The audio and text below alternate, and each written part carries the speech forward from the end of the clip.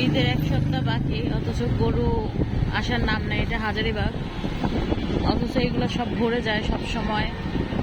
1 সপ্তাহ বা 10 দিন আগেই ভরে যায়। এটার কারণ একমাত্রই হচ্ছে রাজনীতি অস্থিতিশীল কারণে। মানে এখন রাজনৈতিক পরিস্থিতি ভালো না, মানুষের আয় ব্যয় অসামান্য, বুঝতেই পারতেছেন। তারপরেও মাত্র এখানে কিছু গরু আছে, কিন্তু অন্যান্য জায়গায় সবই খালি। একটা গরু